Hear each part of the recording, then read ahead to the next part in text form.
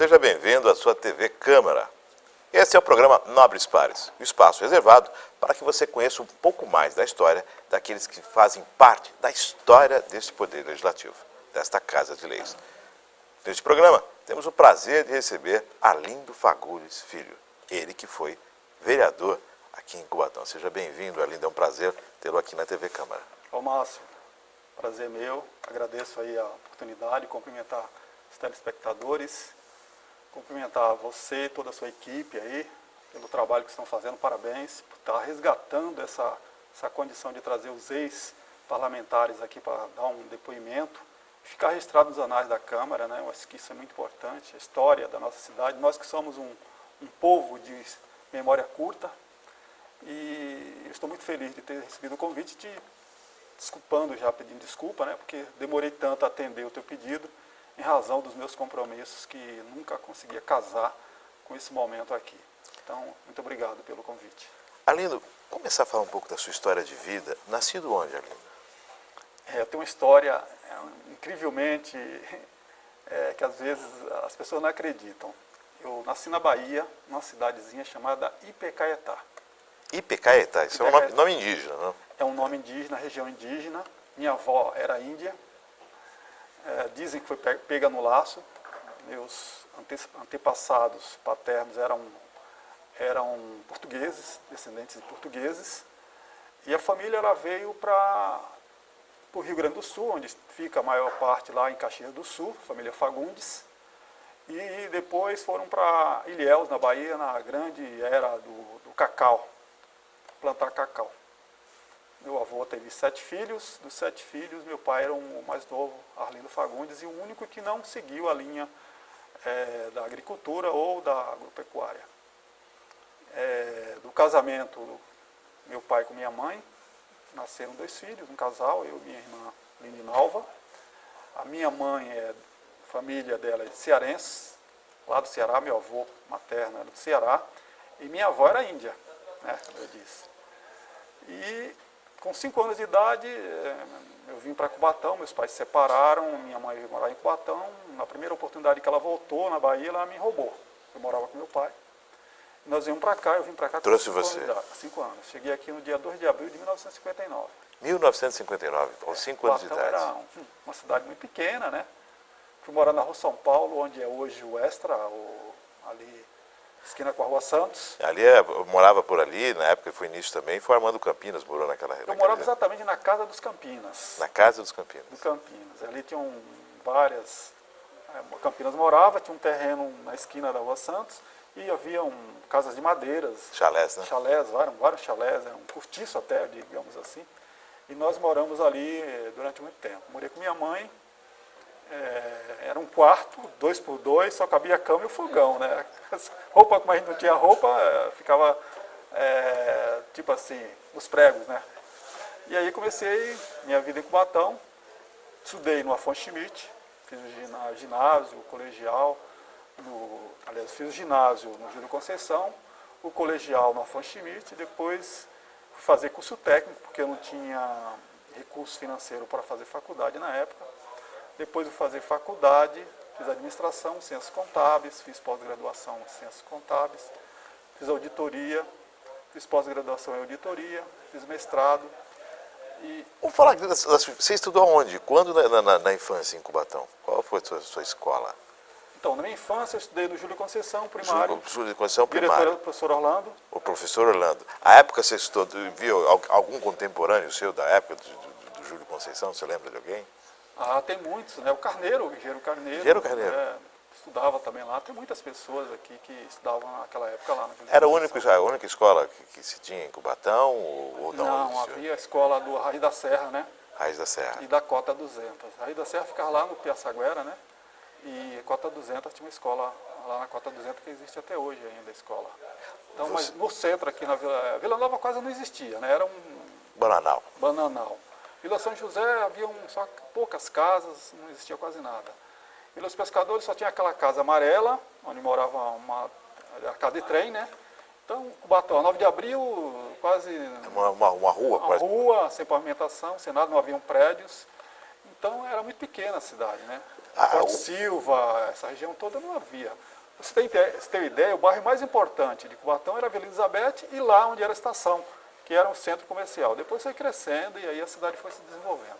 Você viveu dois mundos, um mundo na Bahia e reconheceu um outro mundo em São Paulo. Uma criança de 5 anos, há um deslumbre e muitas vezes um medo. E já começa a estudar numa escola em que as pessoas que deram da cidade já estavam estudando. A adaptação foi fácil, Aline? Você era uma criança fácil? Não foi fácil, né? É muito difícil. Naquela época havia uma discriminação muito grande com relação ao nordestino, apesar de que a cidade é uma cidade nordestina, né? Mas eu adotei Cubatão como minha cidade. Eu sempre, onde eu vou, em qualquer lugar, é Cubatão. As pessoas às vezes me conhecem em São Paulo, onde eu vou, partindo de Cubatão. Então, eu tive muita facilidade, eu tenho muita facilidade de fazer amigos. E isso me facilitou. Aí entrei, estudei, eu fui trabalhar, meu primeiro trabalho era engraxar sapato ao lado da igreja matriz.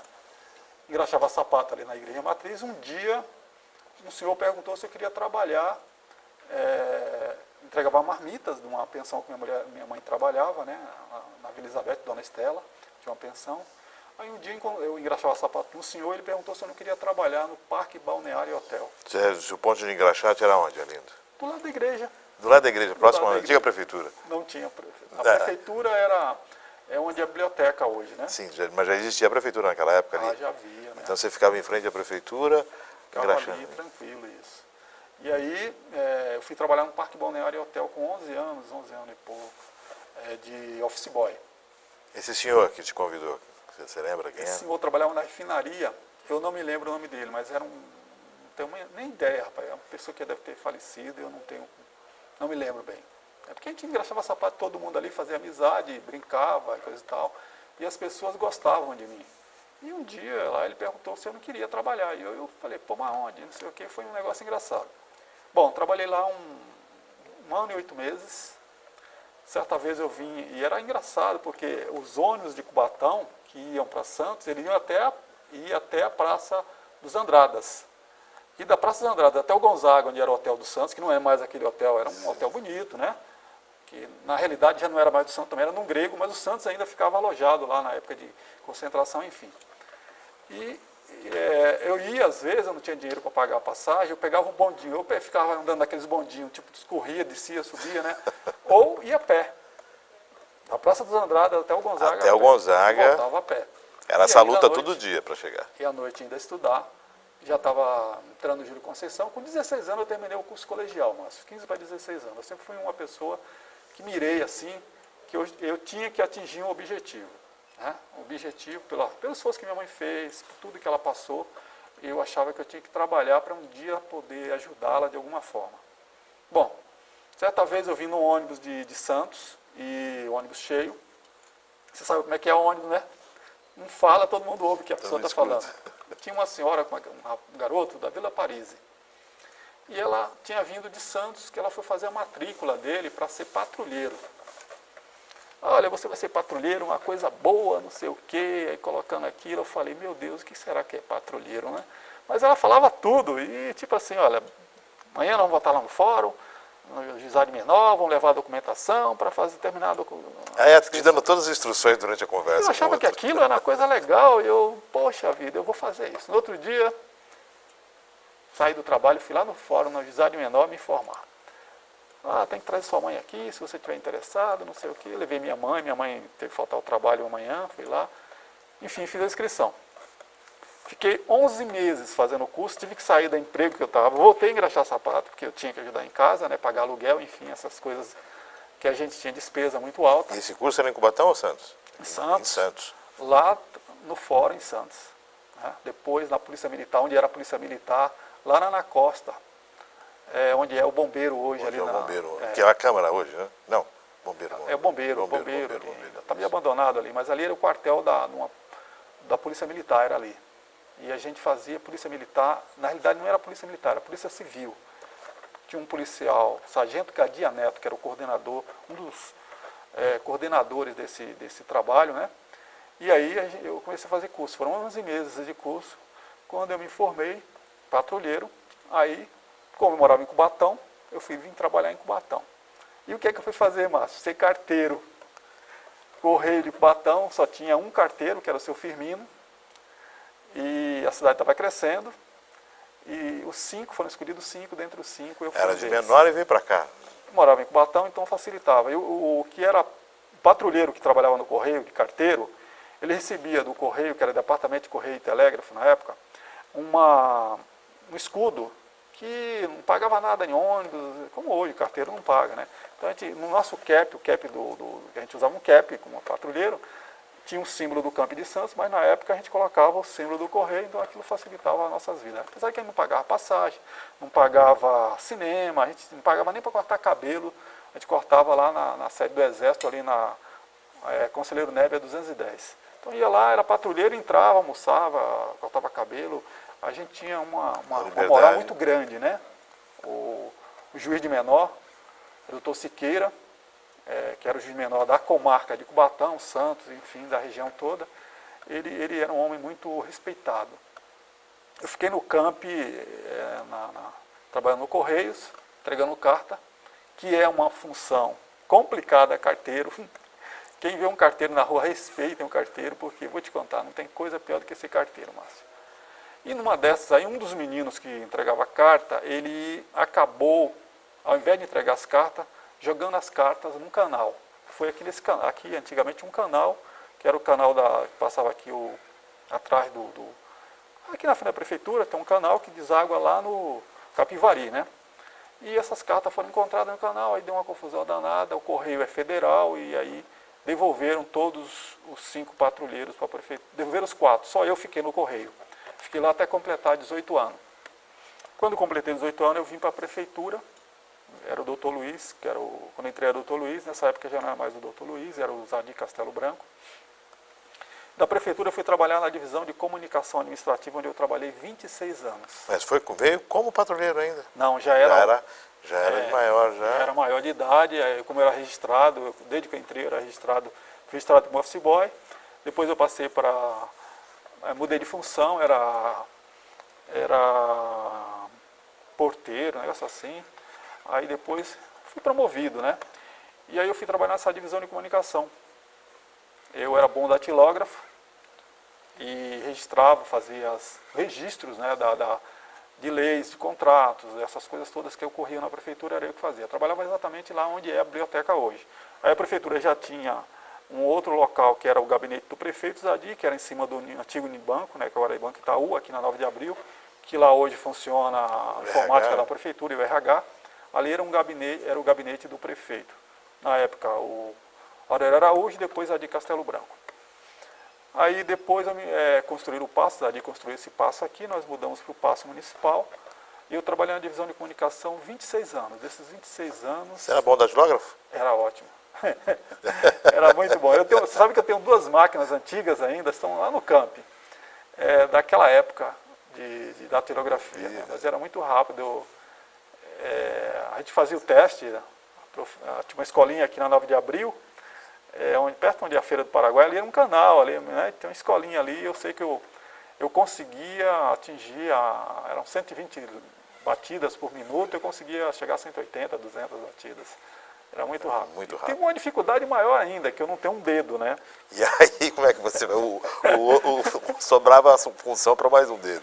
O dedo vizinho se virava 2 vezes, era o D-flash. E na questão de estudos, Arlindo, você seguiu, sempre foi determinado. Sempre. Eu até hoje estudo, né? Eu acho que a gente está sempre estudando porque a gente não sabe nada, né? Eu tenho uma coisa na vida que é o seguinte, quanto mais você estuda, mais burro fica. Porque o conhecimento é tão amplo, você pensa que sabe das coisas, você não sabe nada, você está sempre aprendendo. Então eu às vezes viajo para fora mais para fazer curso, conhecer. Então eu estudei muito, eu comecei terminei o ginásio, eu fui fazer colegial na época, depois científico, né? Aquela época era diferente que é hoje, né? Aí fui fazer um curso técnico que era de desenho, né? Desenho de planta, essa coisa toda, lá no Ramos Lopes. E um dia eu vim de Santos, dormi no ônibus, fui parar no final no ponto final da Cosipa lá. E era o último ônibus. e me roubaram todo o meu material que tinha de desenho. E ali eu descobri que eu não ia ser desenhista, que eu não era aquela área não era essa a sua área. Então eu comecei, era muito sonhador, eu gostava de escrever, o Dorival foi meu amigo, Dorival Vieira, que foi um vereador aqui também. Dorival, nós éramos muitos amigos. Primeiro que foi do camp, muito depois de mim, já não era mais patrulheiro, mas a gente era muito amigos, a gente tinha pensamentos na área cultural, a gente fez peças de teatro, e eu resolvi fazer jornalismo, seguir a mesma linha do Dorival. Fui fazer jornalismo porque eu queria ser escritor. E descobri mil motivos que eu não vou te contar aqui, porque é uma história longa, que não era isso que eu... Não era jornalismo que você queria. Algumas coisas aconteceram que me fizeram rever. Como eu trabalhava na área de administração, eu fui fazer, até por incentivo dos meus chefes, fazer a faculdade de administração. Foi assim, Márcio, eu fiz o vestibular em 3 faculdades. Nas 3 faculdades eu passei entre os primeiros. E eu não tinha dinheiro para estudar. Meu chefe na época era Newton Barros Cavalcante, que eu tenho como um pai para mim. E ele, de manhã, pegou o jornal e viu lá meu nome entre os primeiros. Falou, pô, parabéns, não sei o quê. Eu falei, desculpa, mas eu não vou estudar. Está aí, mas não vou estudar. Não, vamos ajudar você, realmente, no início. Claro que eu depois paguei tudo aquilo que eu recebi, mas eu recebi muita ajuda das pessoas, que eu não posso esquecer. O senhor Newton Barros Cavalcante, Lícia Maria Cavalcante, que era a esposa dele. A dona Cacilda Quigué Pinto, que era diretora também, uma pessoa que eu tenho muita gratidão. Então, as pessoas gostavam de mim, porque eu sempre fui um funcionário dedicado. Eu não cumpria horário. Se tivesse trabalhado sábado, domingo... Vestia a camisa. Entendeu? Coisa que já não existe mais, né? Então, mudança do passo. Poxa, nós fizemos a mudança do passo sem contratar ninguém, era nós que fazíamos mesmo, né? Então, essa ajuda que veio foi um reconhecimento daquilo que eu me dedicava. Porque eu queria chegar a um ponto, eu tinha objetivos, eu tinha metas na minha vida. E as pessoas reconheciam isso. Reconheciam isso. Nós estamos com Arlindo Fagundes, esse bate-papo aqui no Nobres Pares. Vamos a um rápido intervalo e daqui a pouco estamos de volta.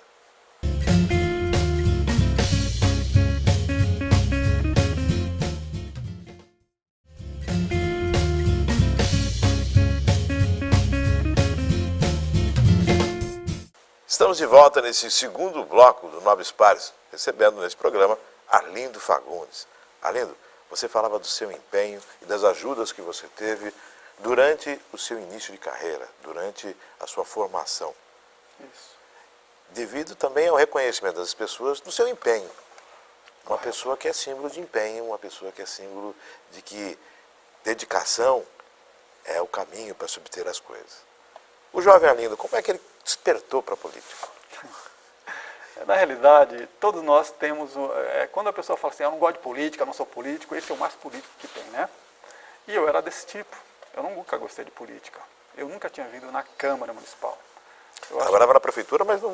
Não, eu vinha na Câmara porque eu tinha que trazer documentos, projetos de leis, essas coisas. Eu tinha um contato muito grande com a Câmara. Eu que fazia essa ligação, né? Tudo passava pela divisão de comunicação. Então eu conhecia todos os funcionários, tinha uma relação, época de aumento, a gente tinha reajuste salarial, então o pessoal quando eu vinha aqui, e aí, tem novidades, enfim, bom. Como é que surgiu minha vida como política? Uma amiga minha chamada Marilda Canelas, pessoa que eu tenho uma admiração incrível, uma pessoa maravilhosa, é uma irmã, e o Toninho Ribeiro. Mas a Marilda me procurou e ficava no meu ouvido, você vem para a política, vem para o PSB, nós vamos ter eleição, você tem uma possibilidade imensa, você tem um trabalho grande, não sei o quê. E eu sempre fui uma pessoa dedicada, eu fui presidente do Grêmio de Servidores, eu fui 3 vezes, aquela sede lá foi eu que consegui na época, eu Sociedade de Melhoramento, eu fazia parte de entidades aqui, todas, Círculo Operário, Casa Esperança, enfim, tudo quanto era entidade que eu pudesse ajudar, eu estava sempre ajudando, mas nunca fiz isso com a intenção de tirar proveito da política, campo principalmente, né?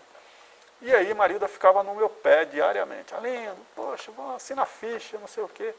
E aí minha cunhada, Lúcia, um dia falou assim, pô, Marilda, assina a ficha, faz alguma coisa pela cidade, tu não gosta de Cubatão, faz alguma coisa pela cidade. E aí eu resolvi entrar no PSB, que foi meu partido. Entrei no PSB, Marilda era candidata a prefeita na época, né, você se lembra? E eu era candidato a vereador, fomos eleitos eu e o Wagner Moura pelo partido e a atual prefeita, que também fazia parte da coligação. Em 2000? 2001 nós assumimos, ficamos aqui até 2004. Então, do PSB tinha eu e o Wagner Moura, que eram os 2 vereadores eleitos pelo PSB. E aí eu descobri em 6 meses que eu não tinha um perfil de ser vereador. Mas fui um bom vereador, Márcio. Você não começou a política no Grêmio Estudantil ou em algum movimento ativista. Você começou a política junto com os amigos. Com os amigos. Incentivo dos amigos. Os amigos que levaram um bom nome. Como hoje os amigos me cobram uma postura política. Pô, você não vai votar política, a cidade está precisando de você. Enfim, eu não sou candidato a nada, quero até deixar aqui, não sou candidato. Tenho falado isso nas redes sociais, que eu não pretendo me candidatar. Isso é uma história muito longa que eu não quero falar nem aqui, porque você já deve saber o que aconteceu com a minha vida. Bom, fui vereador. Eleito vereador em 2000. Mas eu fui eleito vereador. Uma coisa engraçada, eu não sabia que eu estava eleito, quando eu fui eleito. Até porque eu não fiz, você não viu campanha minha na rua, você viu? Não. Você se lembra? Não. Eu não fiz. Eu tenho parentes que não votou em mim, parentes que não votaram em mim, porque não sabiam que era candidato. Minha irmã. Sua irmã não votou em você sabia, porque você não fez... Depois que eu fui eleito que ela ficou sabendo. Então, muita gente não sabia. Bom, eu fui eleito. Acabou a eleição, eu tinha uma perspectiva muito grande nas cotas, né? De que eu teria uma grande votação, principalmente a cota 200, onde eu tenho uma quantidade imensa de amigos e parentes que moravam lá. Quando começaram a abrir as urnas das cotas, foram as primeiras, e aquela antigamente contava o voto, né? Eu tive poucos votos nas urnas das cotas. E aí eu falei, gente, ó, não vou ganhar, tudo esquece, valeu a pena, tudo bem, eu vou embora. Outro dia eu coloquei na minha cabeça que eu ia tirar um dia de folga, né? E que não queria saber de rádio, ligar, nada, cuidar. Eu e minha mulher fomos para casa, no outro dia de manhã, acordamos, é mania de ligar as coisas, né? O telefone toca, era o Maneco da Tribuna e a Marilda estava lá com ele. Aline, onde você está? Estou em casa. Para cá, caramba, você vai pagar o almoço, foi eleito, não sei o quê, blá, blá, blá. Tá bom. Não acreditava, tinha sido eleito, porque eu tive votos em todas as urnas. Você pontuou em todas elas? Todas as urnas de Cubatão eu tive votos. Todas. Tá? Da 400 até a Vila Pelicas, do Vale Verde até Mantiqueira, Cozipa, sei lá, enfim. Todo lugar que tinha urna em Cubatão eu tive votos. Então fui eleito. Cheguei aqui com uma vontade imensa de mudar as coisas, era muito difícil, 19 vereadores, eu no meu ver já achava que era um número muito grande, de modo que durante o meu período que eu fui vereador, eu apresentei vários projetos de leis, milhares de requerimentos, todos os bairros eu trabalhei. Tem um caso de um vereador que chegou aqui para mim e falou, pô, meu, toda semana eu estou apresentando requerimento no meu bairro. Eu falei, não tem bairro seu, tem bairro da cidade, né? Então, todos os lugares eu lutei, Vila dos Pescadores, foi aquela urbanização da Vila dos Pescadores, para mim foi a pior coisa que poderia ter acontecido, não sair daquela urbanização, né? Trabalhei muito por aquilo. O projeto Guará, isso, o projeto Guará. Que era a urbanização toda a Vila dos Pescadores. O seu primeiro dia aqui, você tinha expectativa? Você lembra do primeiro dia na Câmara, da sua posse? Você tem essa memória como viva? Vereador? Como vereador? Eu lembro muito pouco, Márcio. Eu procurei apagar esses momentos da minha vida política, sabe? Eu tenho, às vezes as pessoas passam, me chamam de vice, eu falo, não me faça isso comigo, esquece que eu fui vice, esquece que eu fui vereador. Né? Mas a gente não tem como apagar isso da nossa história, né? Eu sei que eu tive alguns embates aqui, até por experiência minha, a vereadora Rosemary de França Abreu, que é minha amiga, gosto imensamente dela. Tivemos grandes embates, mais a defesa do Wagner Moura, era líder do PSB. Depois nós pedimos desculpas. O vereador Romeu Magalhães, que era uma referência aqui, tive problemas com ele sérios. Também depois nos entendemos bem. Então, algumas coisas que eu achava que poderia estar mudando, mas não é nem sempre assim, né? Você era visto como um homem de bastidores, um homem muito bom nos bastidores, um coordenador excepcional. Exatamente. Uma pessoa para estruturar um projeto. Eu fazia esse trabalho muito bem. Você sempre foi visto como articulador na Câmara. Exato. Andando na Câmara como no próprio Executivo, que era muito autêntico, né? Eu não ficava com meias palavras, né? E os vereadores, todos eles aqui, me respeitavam, assim como eu respeitava todos. Apesar dos embates que a gente tinha, havia um respeito muito grande entre nós. Eu defendia a vereadora do PT, que era sozinha, mas era da minha coligação, e mesmo com as coisas que ela colocava, que às vezes eu não concordava, eu acabava defendendo. Por ser mulher, eu sempre fui assim, poucas mulheres no plenário, sempre foi discriminada a mulher na política, né? Mas como eu estava te dizendo, eu deixei várias leis hoje que são leis importantes. Eu tenho 2 leis que são referência nacional. Que maravilha. Eu tenho uma lei que é a lei do hidrômetro individual dos prédios, que começou aqui em Cubatão e hoje em todo o Brasil, inclusive está no Congresso Nacional para aprovar a nível nacional. Foi uma luta, inclusive, acho que foi, não recordo direito o conjunto, mas era o Mário Covas, o conjunto, Exatamente. que tinha esse problema lá. Ainda tem, né? Se não me engano, ainda tem um conjunto Mário Covas, mas também eu retornei no meu tempo antigo, lá quando eu morava no 1º de Maio, e que eu morava sozinho, né? Morava sozinho e, pô, eu não gastava água só para tomar banho, não lavava roupa, não passava nada. A roupa tudo era minha mãe que fazia, então eu só tomava banho. Certa vez, eu caí na besteira de pegar um balde de água que está errado, no prédio lá, e fui lavar uma sujeirinha que estava no carro. E numa das reuniões, uma senhora que tinha 10 pessoas na família, me acabou na reunião. Falou, olha, seu Arlindo aqui tem mania de lavar carro. Uma vez que eu lavei. A primeira vez que fui lavar o carro. Aquilo me doeu, rapaz. Eu falei, caramba, a senhora tem 10 pessoas na sua família, eu não, né, não reclamo. Não reclamo, eu expliquei para ela, mas enfim, aquilo veio, tudo isso foi motivo para que eu reavaliasse e estudasse essa possibilidade. Veio a questão do Mário Covas, o objetivo era esse, mas infelizmente não consegui retroagir, porque a lei não pode retroagir, né?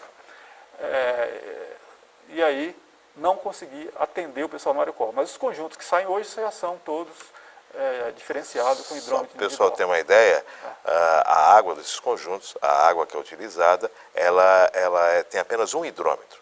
E a conta é rateada. Exatamente. Muitas vezes as pessoas não conseguiam cumprir com a sua parte no rateio e acumulava as contas e o prédio corria o risco de ter o seu fornecimento de água cortado.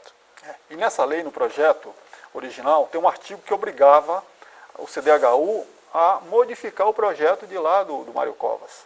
Só que foi até uma emenda do vereador na época, Luiz Rosa, que ele estava correto, que não podia ter aquela emenda e foi retirado esse artigo, né? Que, como eu falei, não podia fazer uma lei para voltar no tempo para retroagir.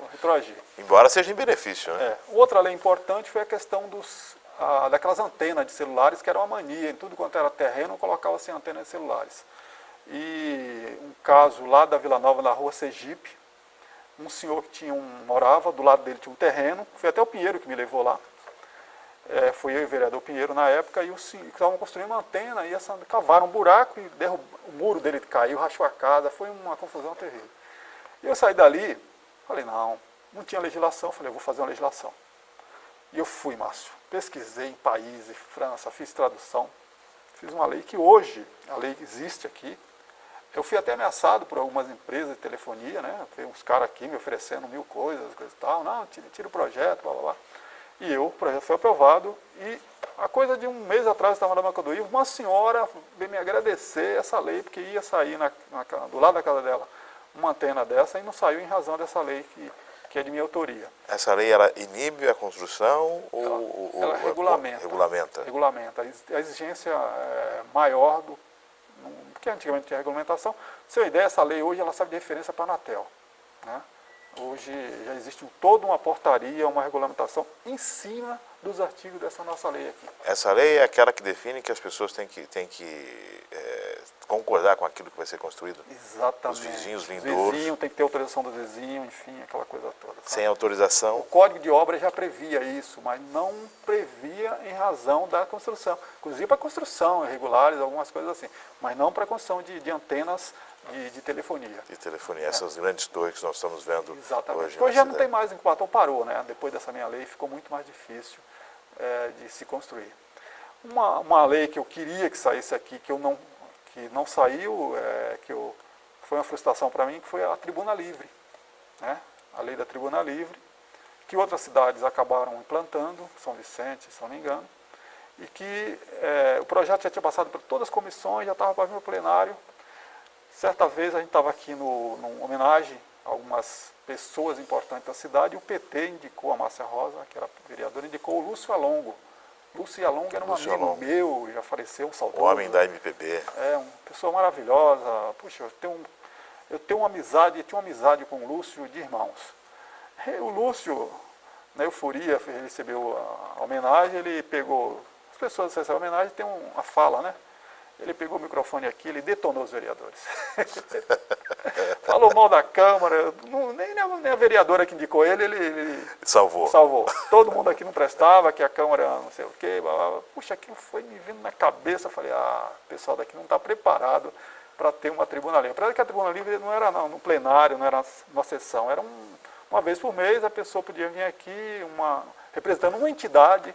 Era um negócio muito bem... Apresentando uma necessidade da comunidade. Tem que ser representante de uma entidade, né? Com todo o fórum de representação, para poder falar sobre um tema previamente autorizado pela mesa da Câmara. Mas aquilo me veio assim, falei, caramba, o pessoal não está preparado. O Lúcio, que é um cara que tem uma cultura, o Lúcio é um cara inteligente pra caramba, eu acho que ele acabou saindo, extrapolou a sua fala. Imagina alguém que não tem preparo nenhum, vem aqui e vai falar um monte de besteira. Não tem o controle emocional, quer dizer, fica muito mais difícil. Ele tem. Um grande embate.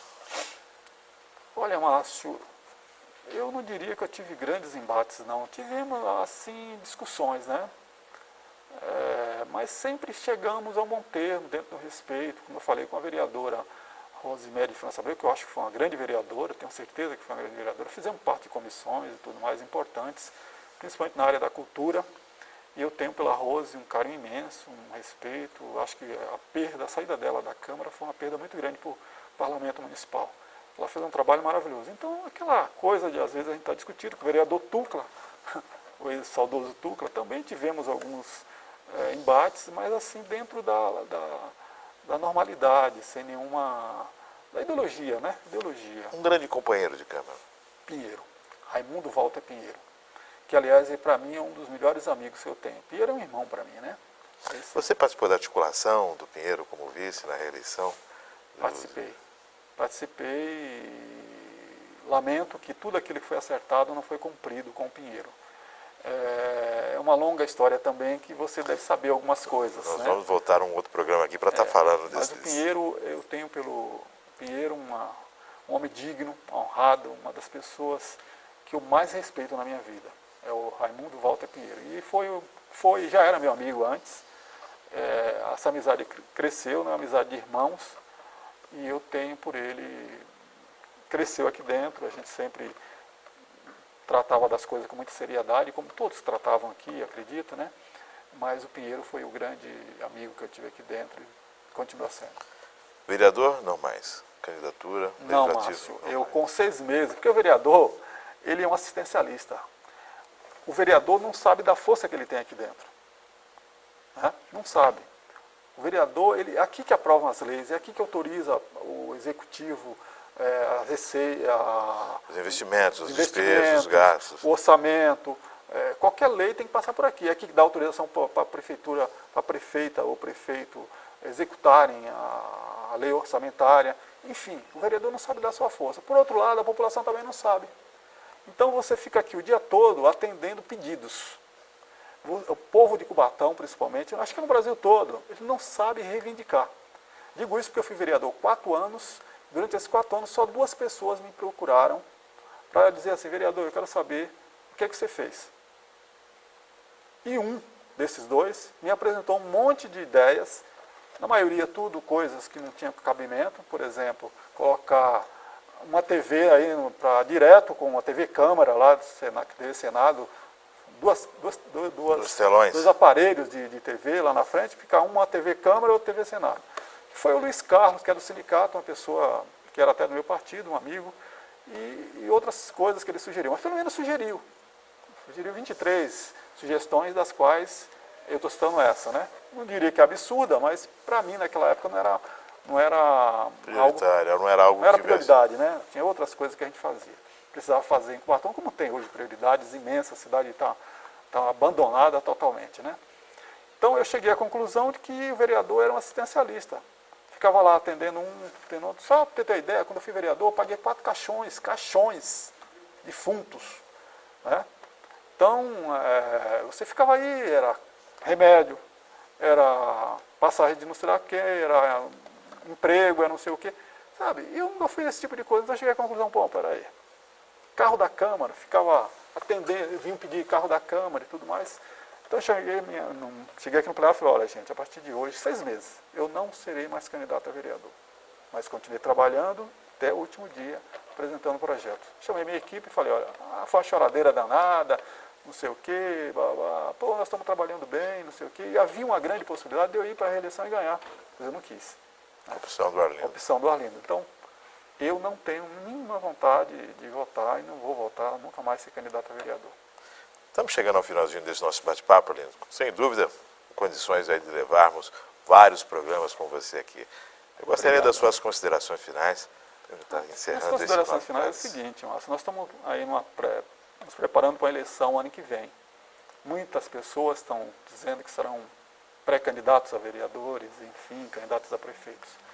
Eu diria para essas pessoas que elas pensem primeiro no coletivo, pensem no município, pensem na cidade, pense em fazer algo positivo pela cidade. A cidade está um abandono total. Infelizmente, na cidade só está andando para trás. Nós precisamos mudar esse cenário. Eu tentei como vereador, mas infelizmente não consegui. E como vice, muito menos que vice-prefeito. E nada é a mesma coisa, né? Vice é uma coisa que nem deveria existir, meu pensamento. Então pense no coletivo, pense na população, pense em melhorar a cidade. Não pense no salário e vir aqui buscando status. É isso que eu peço aos próximos candidatos, os próximos vereadores, os próximos administradores dessa cidade. Agradecendo a sua presença, Arlindo, sua participação com a gente aqui no Nobres Pares. Muito honrado em recebê-lo. Obrigado, Márcio, que reitero os agradecimentos. Agradecendo a sua audiência. Continue na programação da sua TV Câmara. E até o próximo Nobres Pares.